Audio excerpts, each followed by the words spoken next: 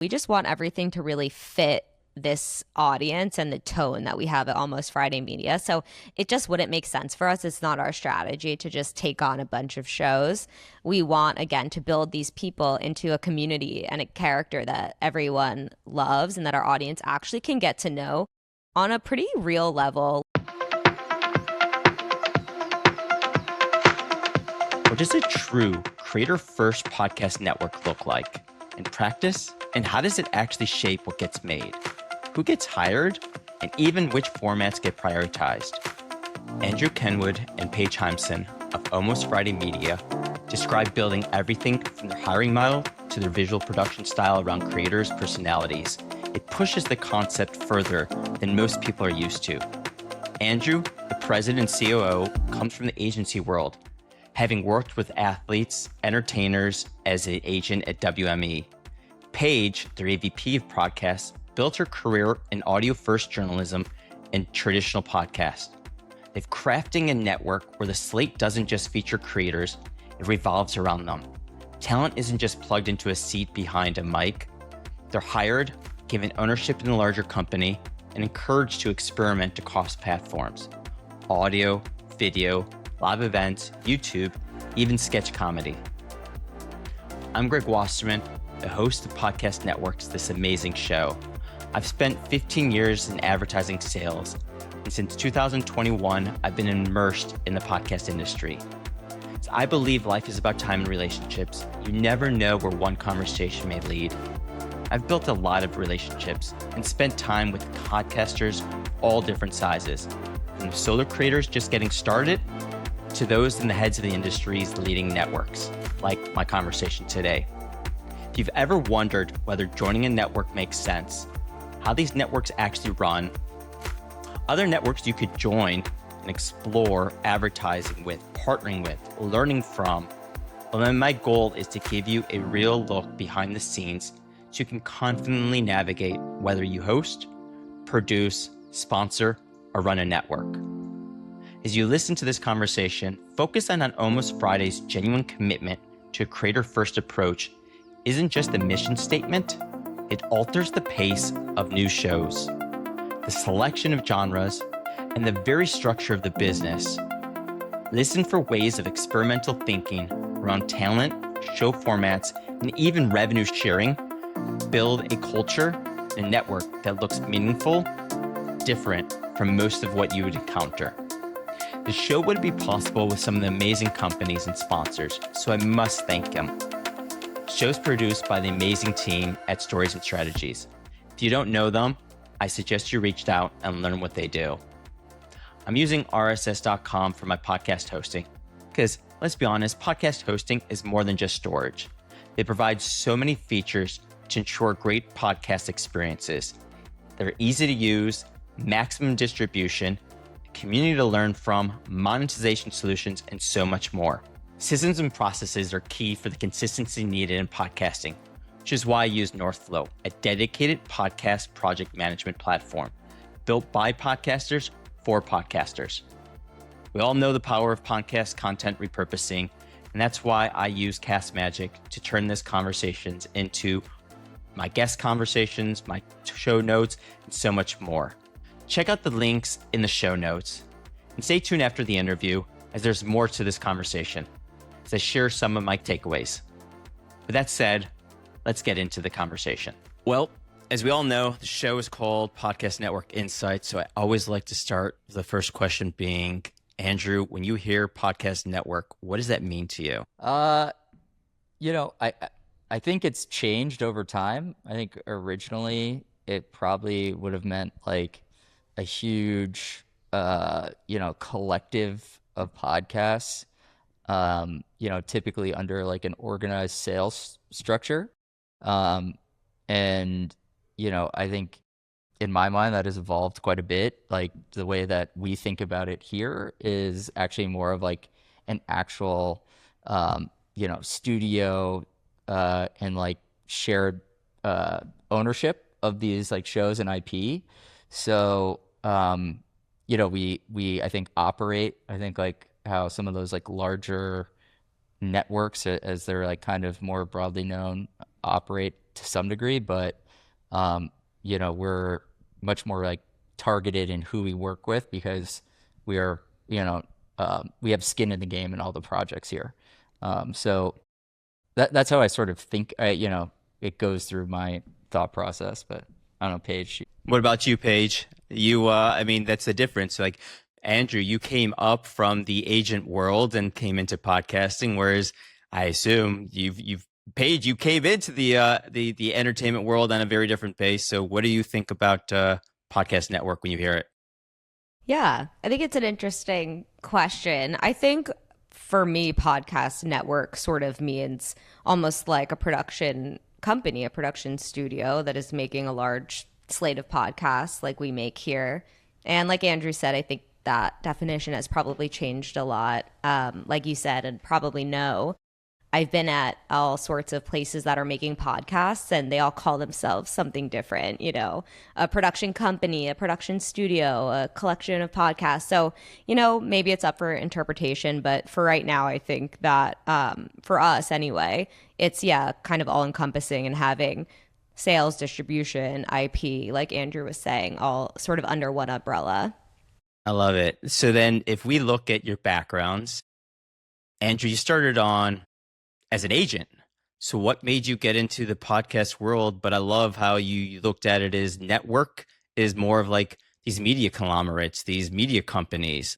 I have to assume that then stems from where you've came from in your past. Yeah, so I came up at WME. I was an agent in our digital media group, representing, creators, publishers, even more like traditional talent, some athletes and actors, actresses, trying to help them like figure out what they could do in the digital media space. That ended up being podcasts a lot of times. Actually, Paige and I just found out that we had both, we were both on like a same project at one point. I had packaged a project with Elle Fanning and clients of my at the time, these guys of the Vespucci group that kind of like were like would find interesting IP and articles and then, work with the journalists to turn those into a show.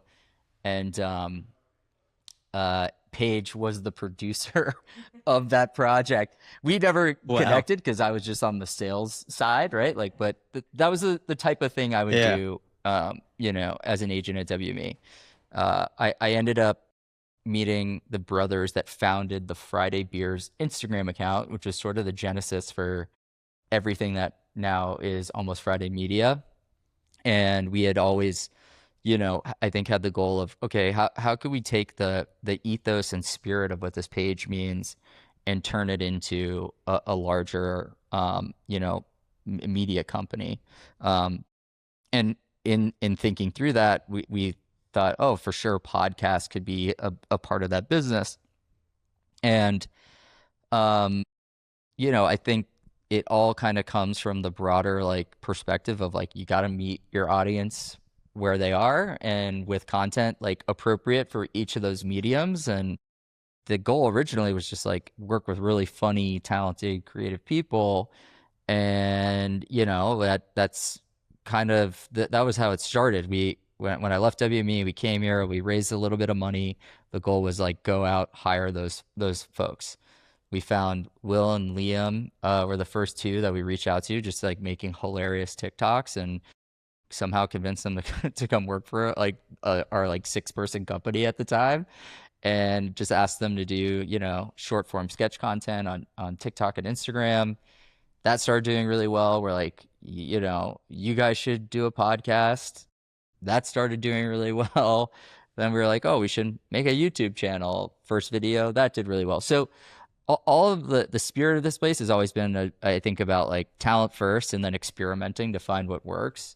Podcasts are always going to be a part of the equation, I think, because it's such an amazing way for audiences to be able to spend a significant amount of time with the creators and talent here. And I think like it probably is the most impactful vehicle for like developing that for lack of a better term, like parasocial relationship, where you like really feel like someone.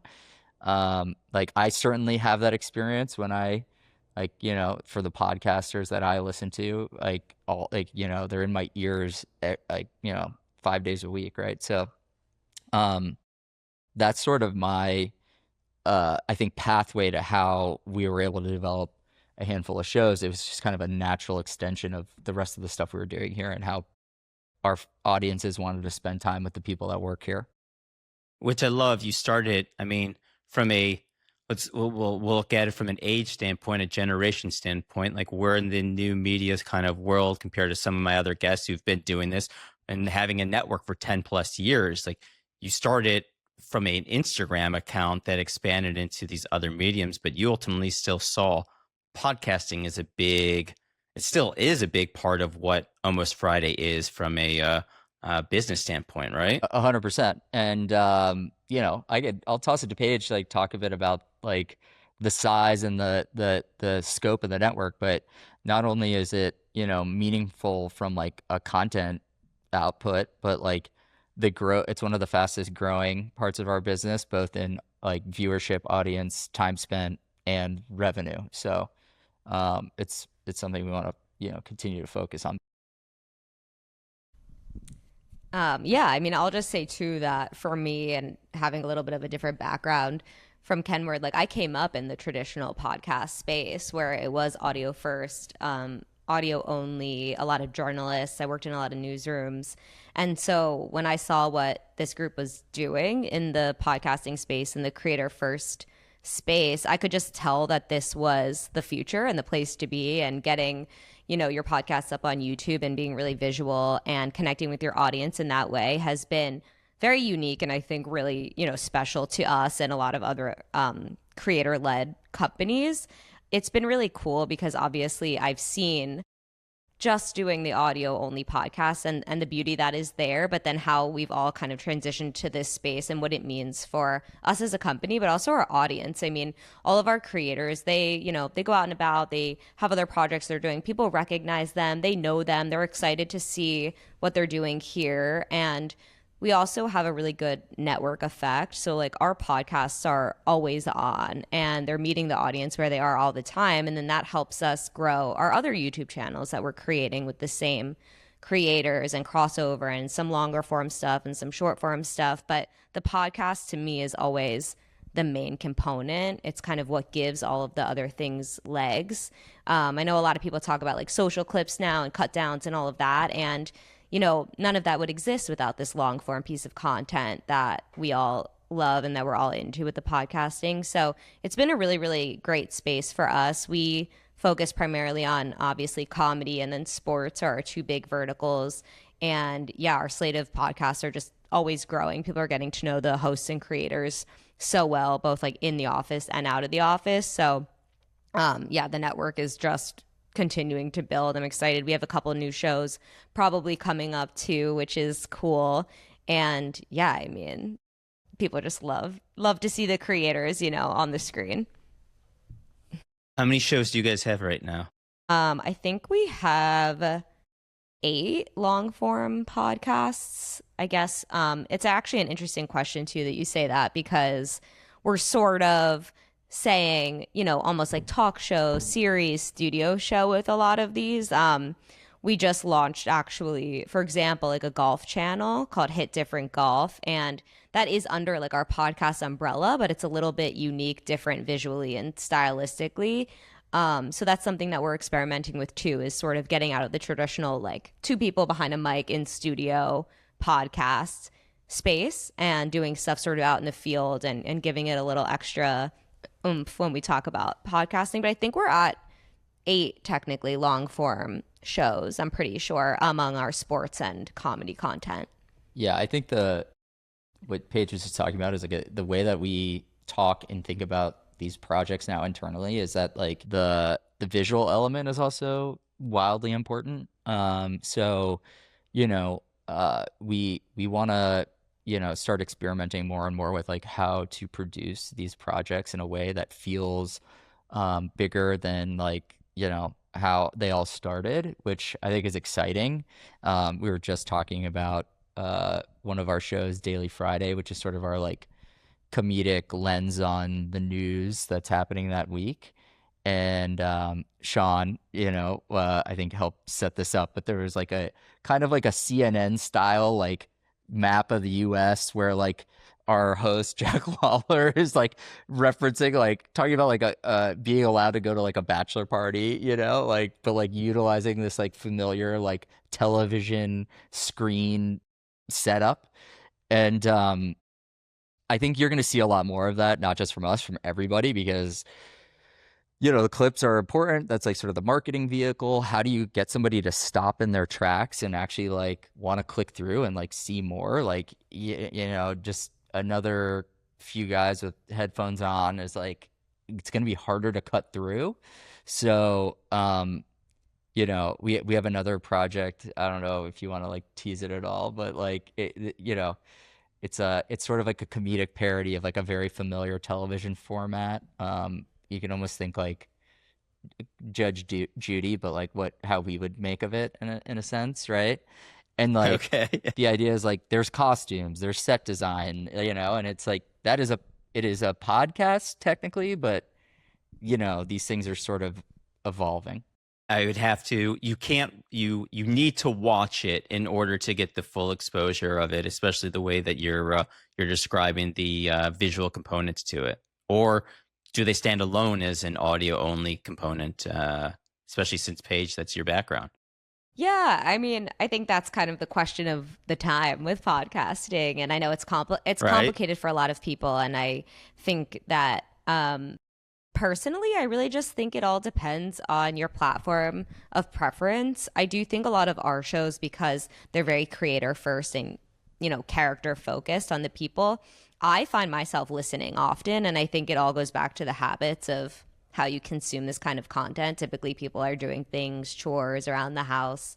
And I think our content you can definitely listen to and then kind of glance over and see what they're up to and if there's any sort of like visual gimmicks or things like that. But, I do think that there's still a separation between a pure TV show or movie and then the kind of podcasting content that we're making, that I think the visual elements add to it, of course. And we want that for the short form, for the clips, again, like Kenward was saying, like Andrew was saying, to get people to click on it. But I do think that, it's just fun. It's meant to get to know the people, enjoy yourself, and you can listen. I believe that a lot, especially with all of these podcast hosting platforms now putting video too on their platform. Obviously, Apple and Spotify have that ability. So I think it's just sort of your preference and your habit. I think a lot of people I talk to listen while they're doing a bunch of things, but it's good to know you can kind of glance down and see someone in a little funny costume if you want. So Makes sense. I want to go back to a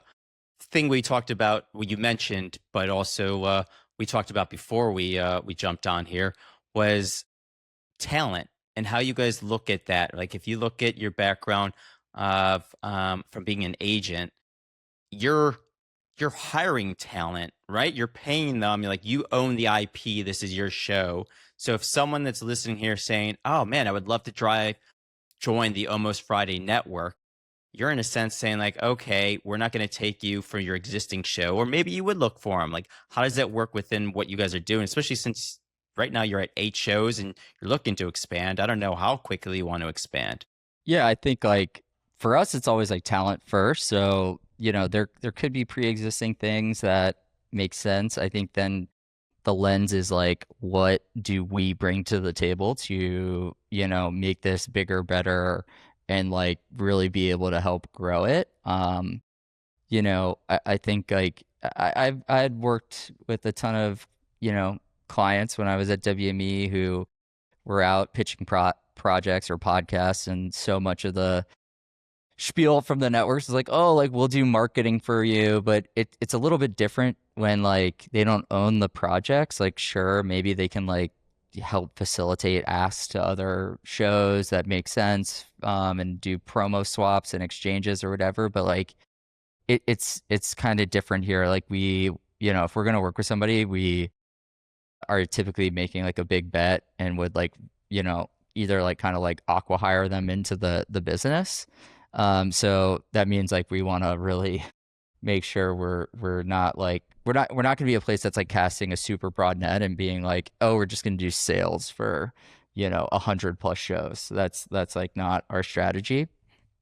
But yeah, I think like if there's someone that we think is like a really good fit, and they had a pre-existing podcast, like that, we could make bigger, better, and grow the audience. Like that's exciting to us. We'd probably also want to maybe find ways that they can contribute to the other parts of the business, like either that's like social video or like our unscripted kind of, YouTube channel that does games or travel vlogs or, do sketch with the sketch team. So, all that to say is it's very much like talent first focus. It goes back to, which is what I love about this conversation, the uniqueness of your background is like, I have an eye for talent. Like that's literally what I did for 8 years. So I'm trying to find a talent and I can figure out the project that talent can work in, or how do we make this all work? But you're also making that gamble of, hey, here's the company. We're going to move you around and see where you fit based on whatever project you're working on, right? Yeah, so I think like it's a little bit of like how we started the conversation, talking about how everything was like an experiment. That is very much like how we want to approach our relationship with the talent and creators that we work with, is not box them into one idea that then like has a timeline and like must work, has to work, or it's sort of like, then what do we do? I'd rather have somebody come in and feel like they have runway support to like try different things, because it's usually not like, it's really hard to like try and get all of that right at once. But I do think we have a pretty good barometer for like, oh, that person is like incredibly charismatic and funny, and or like really has this special like sort of skill and talent to be able to talk about football or sports betting or basketball, or whatever it is that we're sort of bucket we're looking at. But I think it works out better for everybody, because you're not riding on like, oh, this this one idea has to work really well, or like, we're not gonna renew you, or whatever it is. I feel like I'm visually right now, like you guys probably have like a writer's room. You're bringing like all the talent in. It's like, all right, what do we got? What are we throwing out? Is that the vibe that you've created with Almost Friday, or I'm just visualizing that because we all live in Hollywood? I mean, kind of like it is becoming more of like a real, studio, in the way that like probably you would think about a television studio operating. We have like our scripted group of creators, we have our like unscripted group of creators, we have our sports creators, and then like amongst those three buckets, they all have, what we call like talk or podcasts. So like, if you think about that as it relates to like, a television network, you would say like the scripted YouTube channel is like our primetime sitcom. Then the talk shows are sort of like exactly that, like the late night or the daytime talk shows or the sports center or whatever. And then we have like an unscripted channel, which is like the game shows or the, like travel adventure videos, like Willie and Rusty, who are the hosts of one of our largest podcasts, Playdate. I've been calling them the Gen Z Bourdain, and they've gone like viral for these videos on our YouTube channel where they go to, Disneyland and drink every drink at Star Wars World or whatever. And, they all feed each other, right? And then we can co-post from the Friday Beers YouTube account on the Playdate podcast YouTube account, and you're getting clips, and it, I'd say like, the sum is greater, or the whole is greater than the sum of the parts, And it all ties back to the audience, right? Like you guys aren't branching out, going like, all right, we're going to try and reach this. It's like you're being Almost Friday with whatever you're doing comes back to who's the audience. So you can do that cross promotion. I was also just going to say too, I mean, to Andrew's credit and our CEO, Jack, they created and built this ecosystem where we really know our audience well. I think that's so important. And I think it's something that a lot of like probably modern networks, probably in the past too, you do try all sorts of verticals and styles and things, and it makes it really difficult. But we really recognize who our audience is. And that's also the same way that we bring in creators to try out. And we're super collaborative, and we want people to come in here with their own ideas. And we have really cool ways for people to work with us too. Like Andrew was saying, you can come in for a short period of time, a long period of time. We can try you on as a guest on a podcast, just to see what our audience thinks, and or maybe you're in some of those other kind of YouTube videos and channels. And so it is like a really big ecosystem that does feed off of each other, but each of these verticals, has a purpose, and it is all serving the audience that already loves our current creators, and that's what we're trying to build with new people. It's like in the chat, it's like, oh man, I love Paige. It's like, all right, we're bringing Paige back in for another guest, right? Yeah. Yeah, and I hear that all the time. No, I mean Sean, producer Sean, like blew up this last like holiday season because he was working the sticks on our hockey podcast, and they started reviewing Heated Rivalry, and like it just kind of took on a insane life of its own. I mean, like normally their shows were doing like 20,000 listens an episode, in that range, give or take, like peak hockey season. And these Heated Rivalry episodes started doing like hundreds of thousands of listens, like, and Sean became this famous character, and like everyone was asking about Sean. Like it's amazing. Yeah, he did. But it actually is cool. It's like a good funny thing too, I think, that we do really well here, and it's unique. And I think probably more and more companies are going to do this too, where, like Andrew said, it is a parasocial relationship. That's kind of the point that podcasts have always had on people, even when they were audio only. It's like you want to be able to sit with someone, have this intimate time spent with them, whether they're in your ear, whether you're watching them all the time. And we just take it almost sometimes to another level, because we have this whole office of people that come in every day. We work with comedians, and so you can include them in your videos and in your podcast and around the office, and people just get to know them and they want to spend time with them. So sort of whatever format serves that best, we like. But podcasts just, obviously we have the most consistency with, so people can get to know them. But it's a really cool like vehicle, again, for people to even get to know the staff and the producers and just people behind the scenes, like from our audience too. So you never know. Which I guess makes sense why 8 shows, looking at adding 2, it's a slow growth of each individual show, instead of like, let's just keep adding shows on here and try to figure out how do we grow each show, because then it becomes just too massive, right? Yeah, I mean, of course, we're always thinking about growth strategy for our current shows. But yeah, I mean, again, we just want everything to really fit this audience and the tone that we have at Almost Friday Media. So it just wouldn't make sense for us. It's not our strategy to just take on a bunch of shows.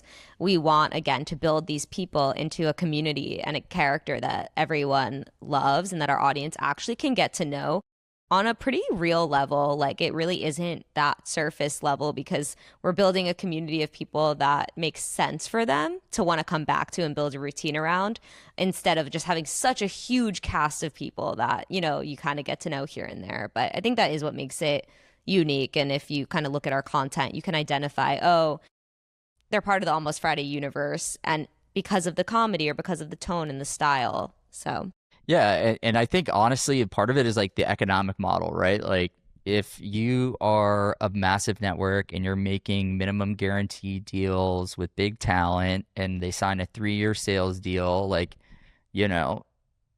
maybe the first 18 months you're like underwater, the last 18 months you're making some money, and then they get to sign a new deal.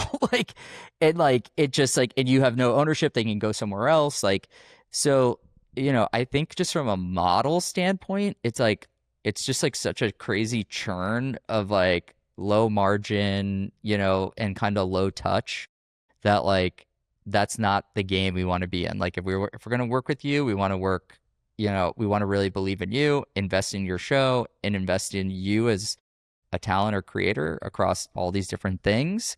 And I think, again, that allows us to like, I think we pride ourselves in being able to like pay people very competitive salaries. They can get equity in the larger company, not just this one project, right? You can get bonused off the revenue of the things that you work on here. So there's and you have an entire amazing production team, equipment, sales staff, account management, finance team, making sure you're like getting paid, on time and all this stuff that like, if you're an independent creator, you're sort of doing yourself, but you might own the whole thing yourself, which that's the trade-off, right? But I think, uh, one, also, yeah, like Paige said, having everybody come into the same office every day is so impactful. And it that to me is like more what like a real network and studio is, like a collection of independent brands that like someone, a common ad sales team is selling into. I guess you can call it a network, but like, if we had the opportunity for everyone to just kind of like pop in or do stuff just on the fly a little bit more easily. And yeah, I think it's led to like how the success that we've been having. Going to the point of the monetization, is the network, is it sponsors? Is it spots and dots? Is it creative executions? Do you have a sales team that's going out there and selling all the shows? Like, how does the network operate from that standpoint? Because I can imagine there's probably so many different ways you guys could be monetizing it, but maybe you don't monetize it all those ways, right? Yeah, I mean, ad sales, like direct ad sales, is the largest like revenue line for us. We have a very talented sales team. They are, typically trying to sell larger integrated media packages across not just the talk shows and podcasts, but everything we do here, right? So we may have a year-long campaign with X brand who's, paying us a six-figure fee, but it's spread across social content, YouTube ad reads, events, podcast reads, right? So it's spread everywhere. That said, we still sell like pretty tactical, like like, hey, there's an open ad spot here, like let's go try and sell that and fill that.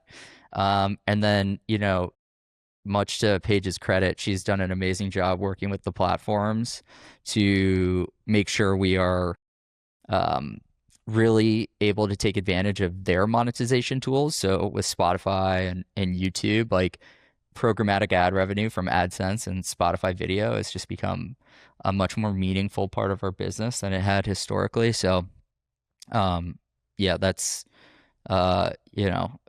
been like an exciting line item to see grow. Like also, like you don't have to chase a Google or Spotify for them to pay you. Ad agencies are pretty good at being slippery about that. Yeah, Net 90, yeah, 60, exactly. whatever. So, yeah. Google just like deposits in your account like every day or whatever. So it's it's been really nice that that's been growing. You mentioned live. Where's live fit in? I mean, I think about it. I did a podcast talking about the value of live. I think I did a post this week in our community talking about two different creators that are doing live. So where does live fit in with Almost Friday, not just for what you guys do, but also from a monetization standpoint? And is there value in that? Do you see creators, they should be tapping into that? Yeah, well, sort of what I was talking about earlier, we're very fortunate because we're so flexible and able to jump onto these things that we're seeing other creators do or that we find meaningful. We experiment with live all the time, very often in sports, and it has allowed us to cover whatever match game is happening in real time or after or before. Currently, our two hosts of the Empty Netters podcast, our hockey podcast, they're out at the Stanley Cup Finals, going back and forth to every game, live streaming all of their reactions before the games. And then even during the finals, they were doing it early in the morning before and at night after the game. So we find it extremely valuable when it makes sense, when it's timely, when people are searching for that one thing at that time. And again, it's all going to the growth of your channel and your subscribers and your audience. So really for me, anything that will just bring more people to know them and their faces like we keep coming back to this like creator first mentality of just we want audiences to recognize them and get to know them as the people that understand their niche and whatever they're talking about. And so I think live is really good for that, for people just getting to know who the hosts are sort of outside of the typical day to day, and that they have value in exactly what they're talking about and they can comment on. And we're so lucky with our production team and our studio space that we can truly hop in there anytime if we want. And I think the biggest thing is probably reaction style content. Like that's super, super valuable for us. And I think probably a lot of sports podcasters and creators would say the same. Because I mean, hey, look, like last night with the Knicks game, I mean, what is everyone talking about? What is everyone talking about right after that? Like, obviously you want to hop in and I mean, I'm certain that so many live streams are happening about that. And that's what you want to be able to catch that. You want to catch the momentum. And so I think that's the value of live streaming. So we've been experimenting a ton with it. We're able to do cool types of like watch parties almost, where we'll be watching something. We're going to watch the World Cup tomorrow, the US game, and we'll kind of capture people's reactions to that. So I think it's extremely valuable when it makes sense. But I think the tricky part of live is creating a demand for it. You know, you don't want to do it too often where it's like, okay, I can kind of catch this anytime, but we want to create an ecosystem where people are excited to, you know, join our creators live because they want to know their thoughts, opinions, takes on certain things. So love it. You went, and I guess I've got to preface, but I'll leave the actual question I guess was asking next. I'll stay on the live streaming piece, but like what you're describing, if we think about creators and what the value of a maybe almost famous, if I was listening to this and going like, my God, hold on, I've got to watch the World Cup at 6 o'clock or Pacific time, right? I got to watch this to film content. Like that's exhausting. And to some regards, we have to remind creators like that's what you have to do if you want to actually be doing this, right? And so there's value into what you're fighting from your talent. Hey, this is the culture we're creating. This is the environment we've got. If this is a fit for you, then it works. If not, then go do it yourself and you're not a fit for this, right? Oh, 100%. Absolutely. Passion and your attitude toward whatever the niche is that you're covering and your lane is like number one here. And I would hope with any content creator, like you really have to care about the stuff that you're talking about. I think sports is obviously a huge example of that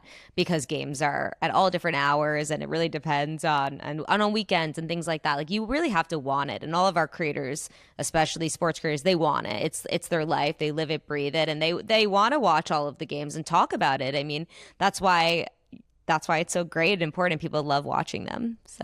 And so what I was looking at is live actual shows in person. If you guys started doing yes. Oh, I thought you meant live streaming.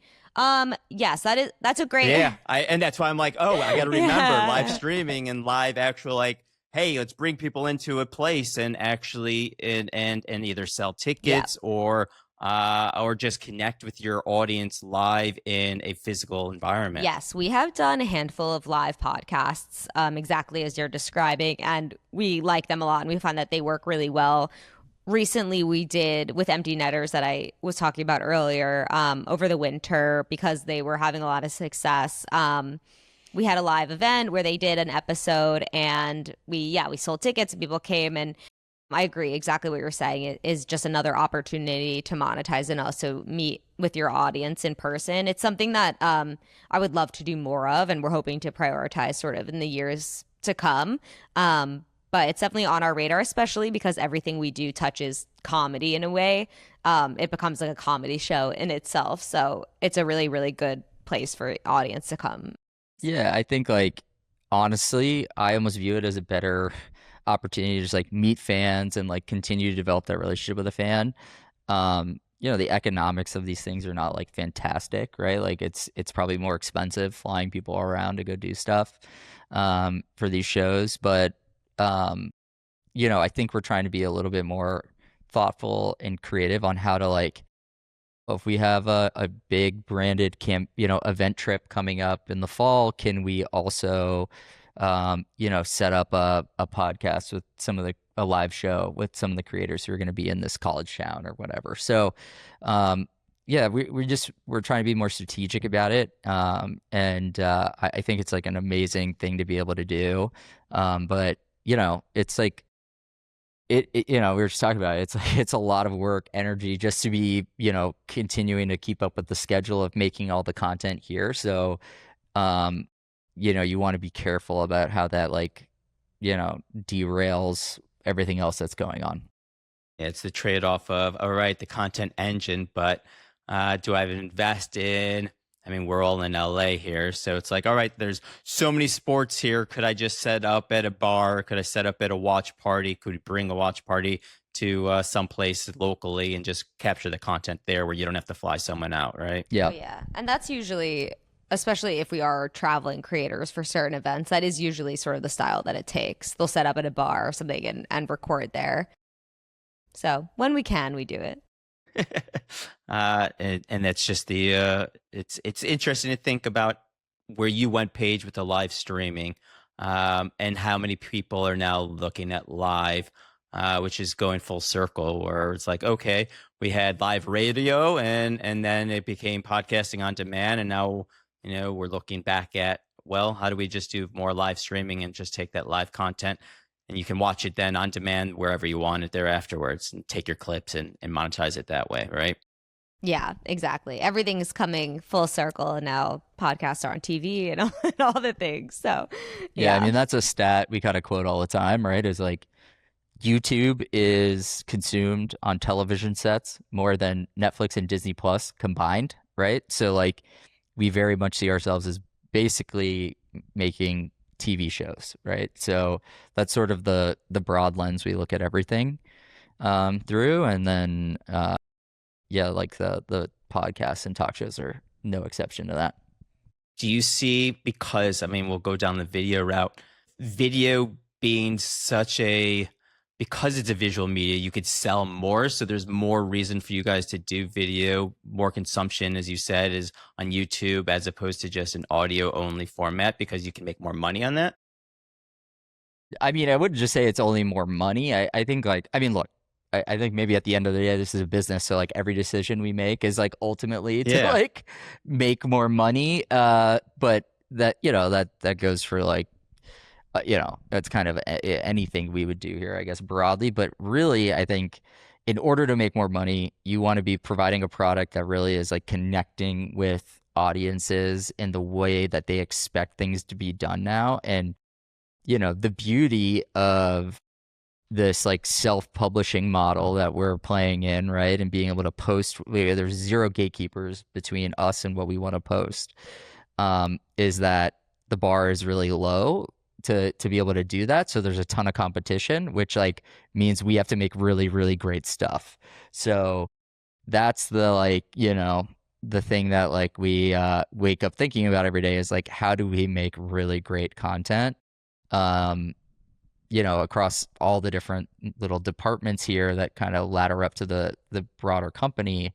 But like that then, does lead to more money. I think if we had like a very stale visual, setup, like audiences would move on. Yeah. I was going to say too, just like even about audio and video as far as podcasting goes, and monetization, I think that, the most valuable ad unit is always the host read ad, right? Like that's what everyone wants. That's what brands want.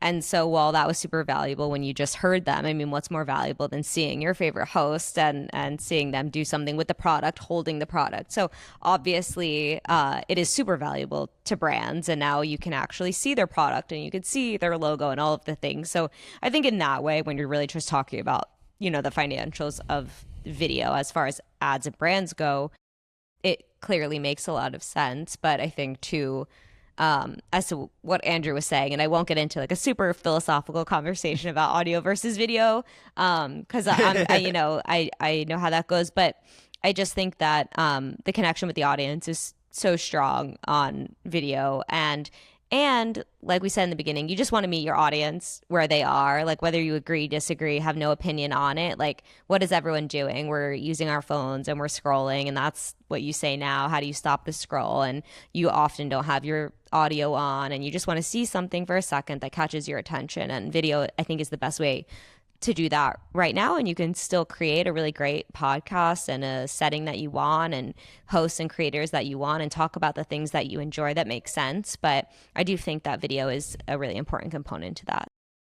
So would you guys say the way you've set up the network compared to others out there, because you are video first in some of the production you're doing, that if I was to start a network today, what would I be doing different than what you did when you originally started with the Instagram channel? What was that, 8 years ago, 9 years ago? It was November 2019. All right, so 7 years ago. There Yes, we go. close to 7 years ago. So, look, I think like in that moment, we were sort of just we were kind of like, rolling down like the little beginnings of the snowball down the hill, right? Like, and at that point, the snowball was really just the Friday Beers Instagram account. So that was the thing that actually had like any sort of visible reach for us. So like if we're filming a podcast, like we would co-post that clip to Friday Beers and it's getting pushed out to 1.5 million followers on Instagram. So like, I think like the broadest like, advice or direction I would give anybody is like, you got to lean into the things that work and like use the weapons that you have at your disposal, right? That makes sense. And like for us at that time, it was that, and as we were able to like weaponize, utilizing the Friday Beers page to launch a sketch channel that became a podcast, that became a YouTube channel, like then all of those things start to become weapons and you start utilizing them to promote each other and lift each other up. So I think something I say often is like aim small, miss small. Like you don't need to go like, we're going to launch 7 podcasts tomorrow and buy like all this super expensive equipment. And like it's more like, hey, like take a very like thoughtful, smart shot in something. It doesn't have to be perfect. It doesn't need to be the home run, but you're probably going to learn something. And then, you just iterate. And that's usually like, a year later, you pick your head up and you're like, oh, this is really working now. I would just say to that and to your initial question too, I think it's really important that, if people are starting a network or you're kind of starting something small, the ability in today's time to be nimble and flexible and iterate on things, I think is very important. And it's something I think unique to this company and a lot of new digital media companies. I think that's where, this trial and error sort of like mindset varies from a more traditional media network or a traditional podcast network. And you want to be able to do that and be flexible and take swings. And I think that can help you become really successful. And I think there used to be a fear of that probably, in a lot of traditional places and networks that you have to ladder up and you have to go through all these steps and try things.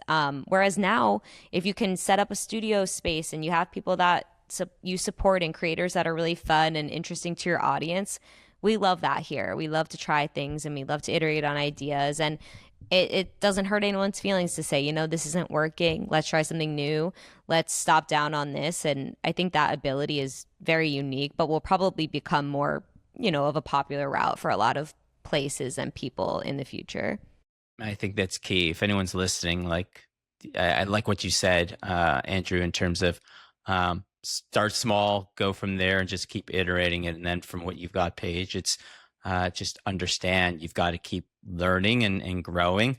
That's too often we at least see from a creator standpoint, right? We've seen this where most podcasters stop after 8 episodes. Most people are not learning and iterating and they're afraid to make that change. But those that do continue on. Yeah, it's like, it works. I think a lot of people are worried about like admitting this was a failure or something. Like, oh, like this didn't work. Like, I'm embarrassed. Or it's like, I mean, I don't know, like 1% of podcasts make all the money and views, like, yeah, so like, it's really hard. Yeah, it's super hard. Yeah. It's okay to like be like, hey, I tried this. I think the biggest commitment you need to make to yourself is just consistency and like, is if if you don't give up in just making stuff, you haven't failed.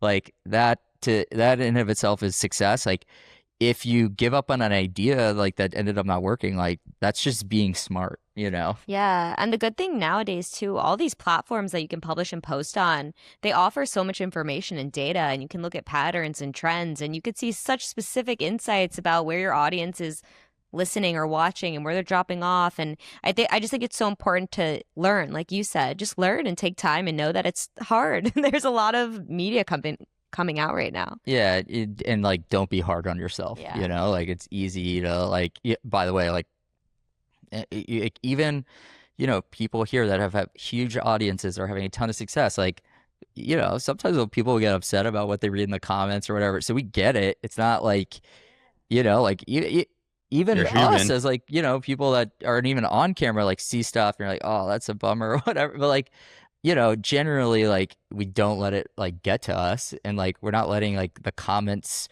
section like drive our decision making.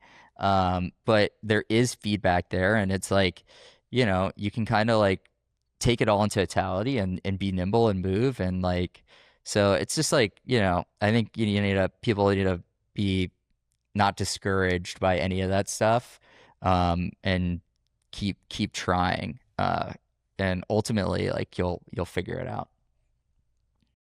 It's a good point. I'll pull on that thread. Operationalize, looking at numbers, looking at data as a network. Like, what advice do you give? How big's the team that's looking at all the numbers, going like, all right, how do we optimize this thumbnail? How do we optimize this video? I mean, I have to imagine you've got an entire social team that's figuring that all out, or maybe you're like, no, we all are in on it, right? No, I mean everybody is in on it. We do have somebody who's like his name's Armand. He's our head of digital, so this is like ultimately ladders up to him, but every producer is like working on the thumbnails and the social strategy for their own brand. I think he's there very much like from like a data point of view, like, and it's actually something where look, like we're a bigger company, we're 55 employees now. Having our own data and like analytics platform is something we're building out like in real time right now. It's not done yet, but it's like it's super important to have all that stuff and to like be able to normalize it all against these all the different data sets and like actually make informed decisions. It doesn't like necessarily like drive who we want to like bring on as talent. I think that is much more of like us seeing people's content, and in a way I guess we're seeing how their content is performing, but a lot of that is also like, is it making us laugh? Do I like watching this? Do they have that like charisma? So but look, like Paige is much closer to like the making of the product than I am, so I feel like she has better point of view on like how we utilize data to make like content decisions. Yeah. I mean, I personally love looking at the data, and I think something that I do with my teams is like you said, like everyone is in on it. And I think that maybe that used to be scary or like is scary to people, but I think it's so important as long as you're just familiar with the changes that can happen, and things are going to go up and they're going to go down, but just understanding what's happening, trends and patterns, and the ease in which you can find that nowadays. Like it didn't used to be this easy, and now everything is telling you such information. So we just use it to inform. That's really all that it is, but we still want to like stay true to ourselves and what our creators want to do. But I find it to be like a very important thing to look at, to try new things and take all sorts of things into consideration. And I like to just go over things monthly with like all of our creators and our producers and teams and see. I think the most important thing is really like the engagement of your audience. And nowadays it's so easy to look at what's visible, right? It's like the number of views on a YouTube video or like the number of downloads, but we know that we have like a very engaged community that are commenting and they're liking and they're resharing, and those things are also so equally important. So I just find it good to take everything into consideration, look at it together as a team. And then, yeah, you just use it in your next episode. Maybe something stuck out to you. Maybe there's a pattern or a trend, and then people might, mention that in their next thing. And the beauty of it is that with all of our shows, it's always on. So, if not in this episode, the next one that's coming out in 2 days or the one that's coming out next week, I mean, we can really just continue to iterate all the time. I think that's a value to what Almost Verity is doing. Well, as you look to round out, I always love to ask the 2 questions, and now I've got 2 of you, so I get to double the answer. But clearly, based on some of your comments, it feels like you've got some philosophical wisdom in you, Andrew. So is there any books that you've recommended that have inspired you that you would recommend to someone? Yeah, I mean a ton. I'm a big biography guy. So I've actually been reading a lot of kind of epic biographies recently. One that I think is kind of amazing, probably the greatest genius to ever live, is Leonardo da Vinci by Walter Isaacson. He's written like Steve Jobs biography, Einstein, Elon Musk. He's a well-known name. Yeah, yeah. He's amazing. But Leonardo da Vinci, it's kind of hard to comprehend the span of that guy's genius from, engineering to art to, the cosmos. It's unbelievable. And then true Renaissance man, right? Yeah, it's wild. And then also like interesting read, I think, and like the moment too. I just finished reading John Adams, by David McCullough, which is another amazing biography. To me, he was like I didn't know much about him as one of the founding fathers, and like incredibly principled guy who really was at the core of like so much of what built this country. And you take a lot of lessons from people like that. And when you're like building a business and motivating a team and, staying like true to like your, principles and theories. So I thought both of those books are kind of amazing. If you're like looking to find inspiration in like leadership or anything like that. That's great. Paige, what about you? At first, I thought you were asking books about like podcasting and media networks. And I was like, I don't know about those, but maybe we should write one. I'll turn this into a book. Yeah. I'll turn this into a book, and there you go, right? Yeah. No, I mean, this is a good time to shout out. We have a book club here, and we have some people reading, and we read a book. Oh my God. What? Some people read Some people read here. What was it? Oh no, you weren't part of it at that time. We read this book about Captain Cook and exploring the wide sea. If you like history, like Andrew, and a lot of people here really liked it. And it's about Captain Cook. And he was exploring and finding, looking for all the different parts of the world, and it was pretty cool and interesting. So I would recommend that book if people are interested in a kind of crazy tale, and violence ensues. So there's a couple twists and turns in there. It's not about Peter Pan. There you go. I got it. Exactly. Yeah. Well, so to the flip side, you got a book club, you work in a podcast world. Everyone always says there's too many podcasts. And the reality is no one complains about too many books. So what's one podcast that you'd both recommend more people listen to? Man, I mean, all of ours. There you go. But I mean, look, I think my taste is very, specific. Like I listen to a lot of Professor Galloway podcasts, like all the Prof G Markets. I'm kind of like a very avid listener of. I highly recommend it if you're just trying to like stay up on like what's going on in, honestly, all of business, media, some politics, but it's stuff that I find interesting. Yeah. Amazing. What about you, Paige? I have a pretty unique podcast interest. I love like long form documentary investigative podcasts. That's what I have made in the past. It's what I love to consume. And I think there's still such a demand, and I wish that there were more. But I think BBC does a ton of like amazing investigative podcasts that I love that are like from around the world. They're not all US based and just kind of stories like that. And then I think Wisecrack, which I believe won a lot of awards like this past year. I don't know if you listened to it, but that was just like such a beautifully done podcast. And I would hope that people still want to listen to those really like well done, well produced, put together documentary investigative podcasts, because those take a lot of work. And I just think like they're so beautifully crafted and I love listening to them. Amazing. Well, everyone knows we always have this in the show notes because, I mean, this is the reason why I have a newsletter recommending podcasts every Monday. And I take your podcast and I throw them all in there. It's like, look, discovery's tough. So this is a way to go, hey, here are all these shows by Almost Friday you can listen to, but also here are non-Almost Friday shows that people like you are enjoying, and who knows who likes them, right? Well, I guess the last thing is as we round out, is there anything else that you'd want someone who's starting a network to know?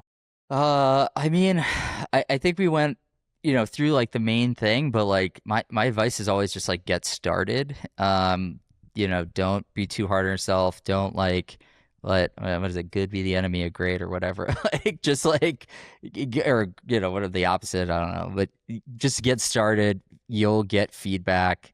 Stick with it. I think that's kind of the most important thing. And like, yeah, don't like, mortgage the house on the first idea. Like be comfortable with like, moving on to try something else that might, be the thing that actually does work.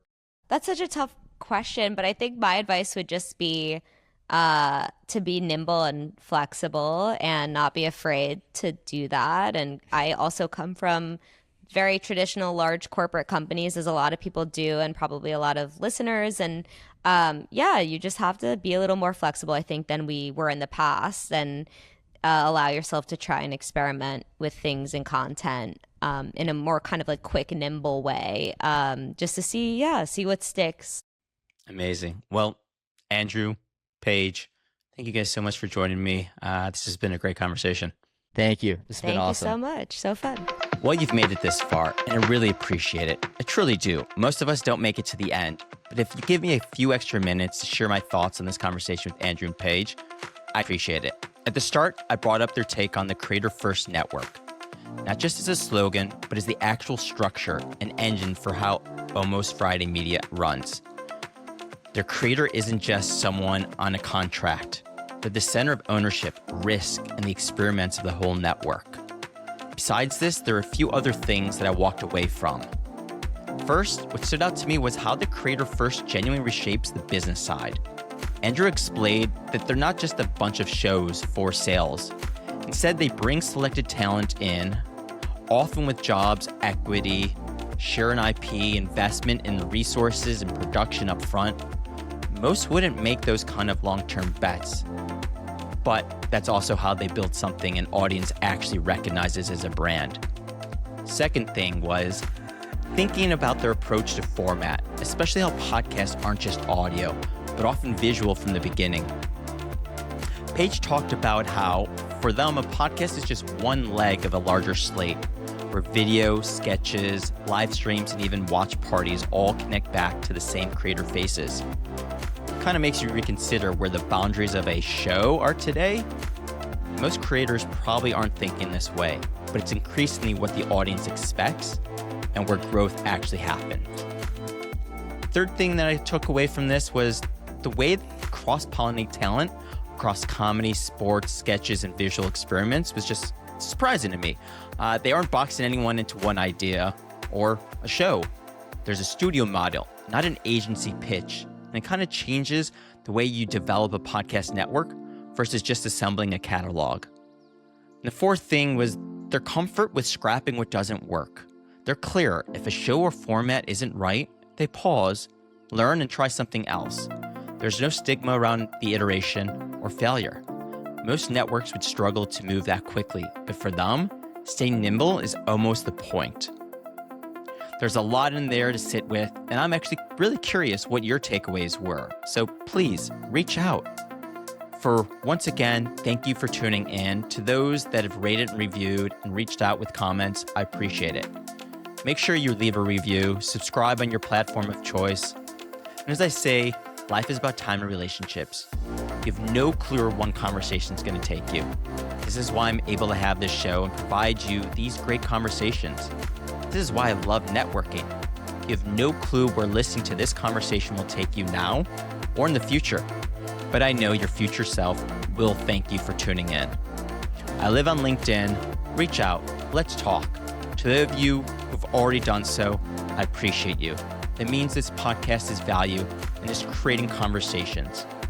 As I mentioned on the show, I have a newsletter that promotes podcasts because we know podcast discovery is incredibly difficult.